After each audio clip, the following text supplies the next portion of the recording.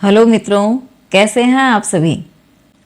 सबसे पहले तो ये बताओ कि क्या आपने इससे पहले यूनिट की जो क्लास आई थी वो क्लास आपने अटेंड की या नहीं।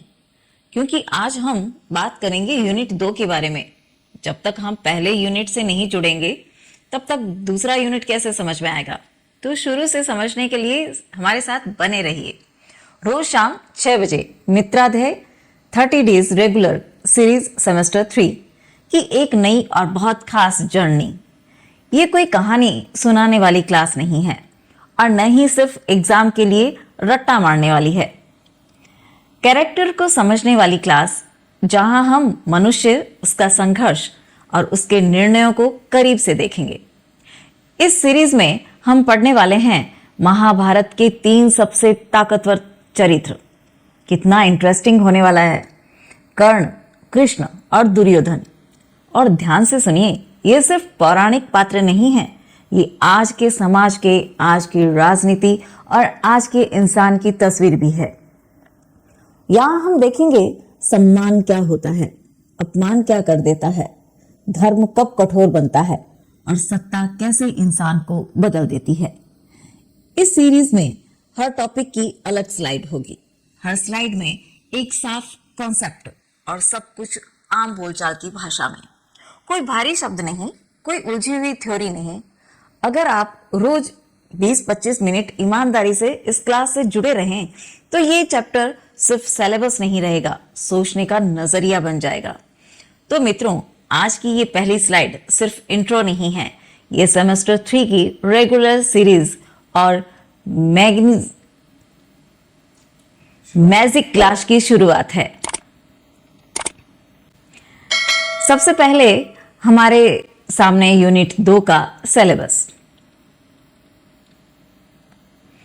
मित्रों, अब हम उस पात्र से मिलते हैं जो महाभारत में सबसे ज्यादा संघर्ष झेलता है, फिर भी सबसे ज्यादा गरिमा के साथ खड़ा रहता है। यह है कर्ण। कर्ण महाभारत का केंद्रीय और संघर्षशील पात्र है। कहानी उसके बिना अधूरी लगती है। वो सूर्यपुत्र है, लेकिन फिर भी समाज की नजर में उसे अपमान नहीं मिला, अपनापन नहीं मिला, अपमान झेलना पड़ा। क्योंकि सूर्य को हम देवता मानते हैं और देवता का पुत्र सम्मान करने लायक होना चाहिए, फिर भी उसको अपमान झेलना पड़ा। उसका संघर्ष शुरू होता है। यहीं से कर्ण राधे भी कहलाता है और सूत पुत्र भी। एक तरफ दिव्य जन्म, दूसरी तरफ साधारण पालन पोषण, यही उसका सबसे बड़ा विरोधाभास है। उसका जन्म और पालन दोनों एक दूसरे के पूरा अपोजिट, यूं कहिए पूरा विपरीत है, उल्टा है। और यही बात उसके पूरे जीवन को दर्द से भर देती है। कर्ण वीरता और तेजस्विता का प्रतीक है। युद्ध भूमि में उसका मुकाबला बहुत कम लोग कर पाते हैं। लेकिन कर्ण को सिर्फ उसकी वीरता से नहीं, उसकी दानशीलता से भी जाना जाता है। दान देना उसके लिए मजबूरी नहीं, स्वभाव है। वो अपनी स्वेच्छा से दान करता है, किसी के दबाव में नहीं। पूरा जीवन आत्मसम्मान के साथ जीना, अपमान सहकर भी झुकना नहीं, ये कर्ण की पहचान है। कर्ण जाति भेद के खिलाफ शोषित होते हुए भी कोई भाषण नहीं देता, लेकिन अपना पूरा जीवन एक मूक विरोध की तरह जीता है। वो पुरुषार्थ की प्रतिष्ठा का जीता जागता उदाहरण है। संघर्ष करके अपनी जगह बनाना, और यही वजह है कि रामधारी सिंह दिनकर कर्ण को नायक केंद्रित दृष्टिकोण से देखते हैं। कर्ण उनके लिए कमजोर नहीं, बल्कि त्रासदी से जन्मा नायक है। सीधी भाषा में कहें तो कर्ण वो पात्र है जिसे जन्म से सब कुछ मिला, लेकिन समाज से कुछ भी नहीं। यूं कहें कि जन्म इतना दिव्य, लेकिन समाज से उसको कुछ नहीं मिला सिवाय अपमान के, शोषण के और संघर्ष के। अब यहां पर कर्ण को थोड़ा और करीब से समझते हैं। कर्ण का व्यक्तित्व सिर्फ दुखों से नहीं, गुणों से भी भरा हुआ है। सबसे पहले बात करें उसके शौर्य और युद्ध कौशल की। कर्ण का साहस अद्भुत है। रणभूमि में वो किसी से कम नहीं। धनुर्विद्या में कर्ण की निपुणता असाधारण थी। अर्जुन जैसा योद्धा भी उसे पूरी तरह नजरअंदाज नहीं कर सकता। कर्ण का एक बड़ा गुण है वचन पालन। जो वचन दे दिया तो उसे हर हाल में निभाना उनकी आदत है। मित्रता में कर्ण पूरी तरह निष्ठावान है। दुर्योधन से उसकी दोस्ती सिर्फ स्वार्थ नहीं, सम्मान पर टिकी है। दान के मामले में कर्ण अद्वितीय है। वो यह नहीं देखता कौन मांग रहा है, बस दे देता है। कर्ण भावुक भी है लेकिन कमजोर नहीं। उसका मनोबल दृढ़ है।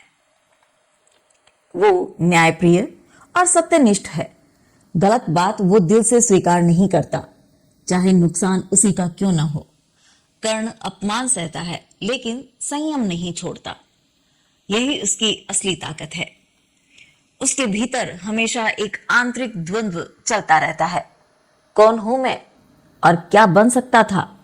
फिर भी कर्ण मानवीय मूल्यों का संवाहक है। वो इंसान है, गलतियां करता है लेकिन गरिमा नहीं छोड़ता। सीधी भाषा में कहें या सरल तरीके से कहें, कर्ण एक ऐसा नायक है जो कमजोरियों के बावजूद महान बनता है। मित्रों, अब हम कर्ण के जीवन के सबसे कठिन मोड़ पर पहुंचते हैं। वो पल जब कर्ण को कुंती से अपने जन्म का सत्य पता चलता है। ये क्षण कर्ण के लिए सिर्फ एक रहस्य नहीं बल्कि भावनाओं का तूफान है। एक तरफ मातृत्व का संबंध और दूसरी तरफ मित्रता और वचन। यहीं से कर्ण का असली अंतर्द्वंद्व शुरू होता है। कुंती चाहती है कि कर्ण पांडवों का साथ दे, लेकिन कर्ण दुर्योधन के प्रति अडिग निष्ठा दिखाता है। कर्ण के लिए सत्ता कभी भी सबसे ऊपर नहीं रही। उसके लिए सम्मान सिंहासन से बड़ा था। यहां धर्म और कर्तव्य आपस में टकराते हैं। क्या जन्म बड़ा है या निभाया हुआ वचन। कर्ण इस संघर्ष में आत्म बलिदान का रास्ता चुनता है। वो जानता है अंत क्या होगा, फिर भी पीछे नहीं हटता। उसका संकल्प अडोल और स्थिरता रहता है। कठिन से कठिन स्थिति में भी वो अपने फैसले नहीं बदलता। कर्ण अपनी व्यक्तिगत पीड़ा किसी पर नहीं थोपता। दर्द को खुद के भीतर दबाकर युद्ध के लिए तैयार होता है। यहीं पर कर्ण का नायकत्व चरम पर पहुंच जाता है। वो जीत के लिए नहीं, गरिमा के लिए लड़ता है। और यही कारण है कि कर्ण का यह निर्णय नैतिक साहस का सर्वोच्च रूप माना जाता है। सीधी भाषा में कहें तो कर्ण हार सकता है, लेकिन अपने सिद्धांतों से समझौता नहीं करता। अब हम पहुंचते हैं कर्ण के जीवन के सबसे करुण और सबसे गौरवपूर्ण क्षण पर। रणभूमि में कर्ण की वीर गति सिर्फ एक मृत्यु नहीं बल्कि एक विचार का अंत है। युद्ध के दौरान परिस्थितियां कर्ण के पूरी तरह विपरीत हो जाती हैं, फिर भी उसका धैर्य टूटता नहीं। हम क्या करते हैं, थोड़ी सी विपरीत परिस्थिति में डगमगा जाते हैं, धैर्य खो बैठते हैं। लेकिन कर्ण ने ऐसा नहीं किया, अपने धैर्य को बनाए रखा। कर्ण ने पहले ही अपने कवच और कुंडल दान कर दिए थे, क्योंकि हमें पता है कि वो दानवीर थे। उसकी सुरक्षा भी वही थे और उसकी कमजोरी भी वही कुंडल और कवच थे। जब उसका रथ फंसता है तो वही क्षण निर्णायक बन जाता है। न्याय और अन्याय आमने सामने खड़े हो जाते हैं। कर्ण उस समय भी भीख नहीं मांगता, शिकायत नहीं करता। वो गरिमा के साथ अंत तक और अंत को स्वीकार करता है। युद्ध भूमि में यह दृश्य वीर रस की चरम अभिव्यक्ति बन जाता है। शौर्य, त्याग और आत्मसम्मान एक साथ दिखाई देते हैं। कर्ण की मृत्यु हमें सिखाती है कि जीत हमेशा न्याय की पहचान नहीं होती। कभी कभी हार भी महान बन जाती है। कई बार हम सुनते हैं ना कि हार के भी जीत गए। वही स्थिति यहां कर्ण की थी। कर्ण त्याग और पुरुषार्थ का आदर्श छोड़कर जाता है। वो बताता है कि सम्मान के लिए जिया गया जीवन कभी व्यर्थ नहीं होता। मृत्यु के बाद भी कर्ण एक शाश्वत नायक की तरह याद किया जाता है। वो उपेक्षित मानवता का प्रतीक है, जिसे सब कुछ होते हुए भी सब कुछ नहीं मिला। और समाज के लिए कर्ण का संदेश बहुत साफ है। इंसान को उसके जन्म से नहीं, उसके कर्म और चरित्र से आंका जाना चाहिए। आगे बढ़ते हैं। ये एक कहानी यहां पर नया मोड़ लेती है। यहां प्रवेश होता है कृष्ण का। कृष्ण जिसको हम सब जानते हैं, कृष्ण का योद्धा के रूप में नहीं बल्कि दूत के रूप में। कृष्ण युद्ध कराने नहीं बल्कि शांति स्थापित करने के उद्देश्य से आते हैं। वे दूत बनकर हस्तिनापुर पहुंचते हैं ताकि रक्तपात से पहले अंतिम प्रयास किया जा सके। कृष्ण हमें सिखाते हैं कि अपनी तरफ से प्रयास शांति का करते रहना चाहिए। फिर भी सामने वाले को समझ में ना आए तो देखते हैं आगे क्या होता है। कृष्ण की भूमिका सिर्फ धार्मिक नहीं, राजनीतिक रूप से भी बहुत गहरी है। उनकी सोच दूरदर्शी है। वे दुर्योधन को शांति का मार्ग दिखाने की पूरी कोशिश करते हैं, समझाते हैं, मनाते हैं, तर्क भी देते हैं। कृष्ण न्याय और धर्म के पक्ष में खड़े होते हैं। उनके लिए धर्म कमजोरी नहीं, संतुलन है। यह यात्रा युद्ध टालने की अंतिम कोशिश थी।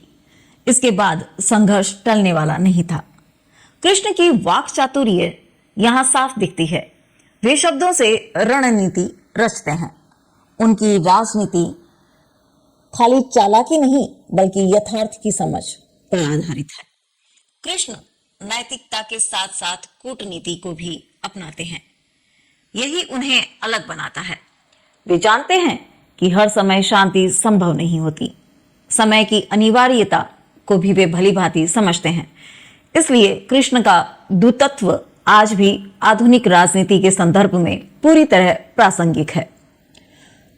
सरल तरीके से कहें तो कृष्ण वो नेता है जो युद्ध से पहले शांति की पूरी कोशिश करना चाहता है और करता भी है, लेकिन अन्याय के सामने झुकता नहीं। आगे देखते हैं कि कहानी क्या मोड़ लेती है। सिर्फ राजनीति ही नहीं रहती।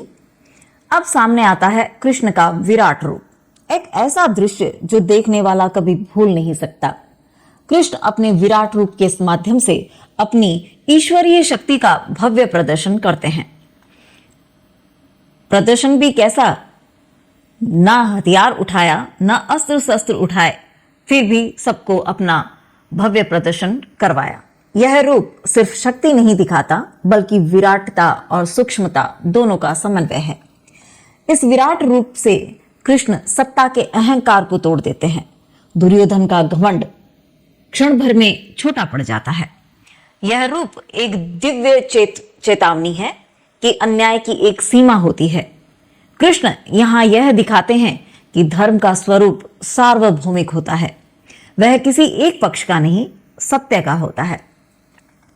विराट रूप मानव सीमाओं से परे सत्ता का प्रतीक है। यानी सत्ता सिर्फ सिंहासन की नहीं, न्याय की भी है। इस दृश्य में राजनीतिक संदेश आध्यात्मिक रूप ले लेता है। राजनीति और धर्म यहां अलग नहीं रहते। विराट दर्शन असल में अनिवार्य युद्ध की घोषणा भी है। जब शांति अस्वीकार हो जाए तो संघर्ष टलता नहीं। काव्य की दृष्टि से देखें तो यह दृश्य काव्यात्मक अलंकरण का उत्कर्ष है। भाषा, भाव और दृश्य तीनों चरम पर हैं। यहां दृश्यात्मक बिंब इतने सघन है कि पाठक सब कुछ आंखों से देख लेता है। सीधी भाषा में कहें तो कृष्ण का विराट रूप सिर्फ डराने के लिए नहीं, जगाने के लिए है। आगे देखते हैं। अब जरा ठहर कर ये समझ लेते हैं कि कृष्ण हमें आखिर सिखाना क्या चाहते हैं। कृष्ण का संदेश सिर्फ उपदेश नहीं है बल्कि व्यवहार से जुड़ा हुआ धर्म है। वे कहते हैं कि धर्म किताबों में नहीं, कर्म में दिखाई देता है। यानी सही काम करना सबसे बड़ा धर्म है।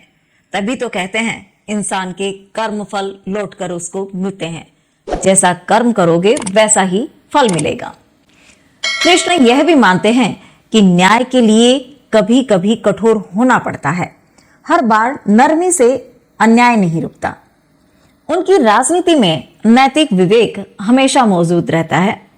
चालाकी हो सकती है लेकिन अन्याय नहीं। कृष्ण ने किसी के साथ अन्याय नहीं किया। हाँ, कुछ चालाकियां की उनको सिखाने के लिए। कृष्ण पहले शांति का मार्ग चुनते हैं, लेकिन जब शांति असफल हो जाए तो संघर्ष को स्वीकार करते हैं। उनके अनुसार उद्देश्य की नैतिक वैधता बहुत जरूरी है। गलत उद्देश्य के लिए सही साधन भी गलत हो जाते हैं। कृष्ण कूटनीति और रणनीति दोनों का संतुलन बनाते हैं। वे जानते हैं कब बोलना है और कब मौन रहना है। उनका स्पष्ट संदेश है कि राजनीति में न्यायोचित पक्ष का साथ देना चाहिए, चाहे रास्ता कितना भी कठिन क्यों ना हो। कृष्ण हर निर्णय मानवता के पक्ष में लेते हैं। व्यक्ति नहीं, सत्य उनके लिए महत्वपूर्ण है। वे यह भी सिखाते हैं कि नैतिकता समय सापेक्ष हो सकती है। हर युग में एक ही नियम लागू नहीं होते। इसलिए कृष्ण का संदेश आज की समकालीन राजनीति से भी पूरा मेल खाता है। सरल भाषा में कहें तो कृष्ण कहते हैं पहले शांति फिर संघर्ष, लेकिन हर हाल में न्याय के साथ रहना चाहिए। मित्रों, अब हम उस पात्र की बात करें जिसे अक्सर सिर्फ खलनायक कह दिया जाता है, लेकिन वास्तविकता इससे थोड़ी ज्यादा जटिल है। यह पात्र है दुर्योधन। दुर्योधन कौरव पक्ष का प्रमुख नेतृत्व करता है। पूरा संघर्ष कहीं ना कहीं उसके निर्णयों से जुड़ा हुआ है। उसका स्वभाव सत्ता लालसा से प्रेरित है। राज करना उसके लिए अधिकार भी है और लक्ष्य भी। दुर्योधन में हठ धर्मिता और अहंकार दोनों दिखाई देते हैं। एक बार जो ठान लिया उसे बदलना उसके लिए आसान नहीं है। आपको क्या लगता है, हठ धर्मिता अच्छी है? हाँ, जब अगर किसी को न्याय दिलाने के लिए हो तो हठ धर्मिता अच्छी है, लेकिन अगर हम गलत कर रहे हैं तो वहां हठ धर्मिता नहीं होनी चाहिए। फिर भी यह मानना पड़ेगा कि उसे राजनीतिक यथार्थ की अच्छी समझ है। वो हालात को नजरअंदाज नहीं करता। दुर्योधन कर्ण जैसे योद्धा के गुणों को पहचानता है। वो प्रतिभा का सम्मान करता है, भले ही उद्देश्य सही ना हो।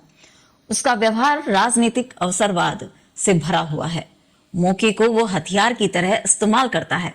उसकी नेतृत्व शैली आक्रामक है।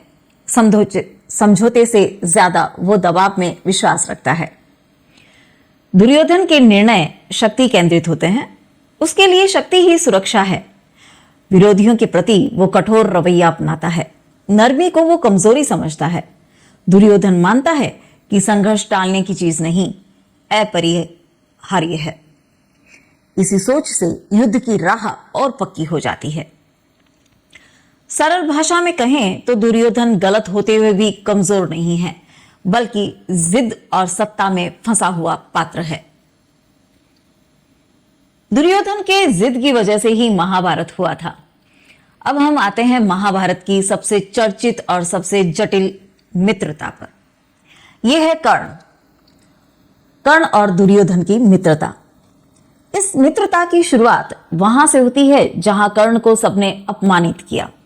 अब जहां पर कमजोर कड़ी होती है वहां पर गलत या अन्याय जो है वो हावी हो जाता है, और इस कमजोर समय में दुर्योधन ने उसका साथ देकर, भले ही उसने अपने स्वार्थ के लिए दिया था, लेकिन कर्ण ने उसे निभाया। जब सभा में कर्ण का मजाक उड़ाया गया, उसी समय दुर्योधन ने उसे सम्मान दिया। यही सम्मान कर्ण के लिए सबसे बड़ी बात थी। दुर्योधन ने कर्ण को अंग देश का राजा बना दिया। यह सिर्फ दान नहीं था, बल्कि कर्ण की प्रतिभा की खुली पहचान थी। कर्ण को पहली बार किसी ने उसकी वीरता को निष्पक्ष रूप से स्वीकार किया। यही बात उसे दुर्योधन से गहरे जोड़ देती है। मित्रता की कड़ी की शुरुआत यहीं से होती है, लेकिन यह मित्रता पूरी निस्वार्थ भी नहीं थी। इसमें मित्रता के साथ स्वार्थ दोनों जुड़े हुए थे। दुर्योधन के लिए कर्ण एक शक्तिशाली सहारा था, और कर्ण के लिए दुर्योधन सम्मान देने वाला मित्र। यह मित्रता सत्ता संतुलन की राजनीति को भी मजबूत करती है। कर्ण कौरव पक्ष की ताकत बन जाता। कर्ण की निष्ठा इसी सम्मान से जन्म लेती है। वो दुर्योधन का साथ इसलिए नहीं देता कि वह सही है, बल्कि इसलिए कि उसने अपमान के समय साथ दिया। इस मित्रता में सामाजिक भेदभाव के खिलाफ एक मौन विरोध भी छुपा है। एक सूतपुत्र राजा बनता है। राजनीतिक दृष्टि से देखें तो यह मित्रता एक मजबूत गठबंधन का रूप ले लेती है। कथा के स्तर पर कर्ण दुर्योधन संबंध पूरे युद्ध को निर्णायक दिशा देता है। कई फैसले इसी रिश्ते से निकलते हैं। साफ और सरल शब्दों में कहें, यह मित्रता भावना और राजनीति दोनों का मिश्रण है, जो अंततः त्रासदी की ओर ले जाती है। अब हम उस बिंदु पर आते हैं जहां सब कुछ रोका जा सकता था, लेकिन एक जिद ने सब कुछ बिगाड़ दिया। यह जिद है दुर्योधन की हठधर्मिता।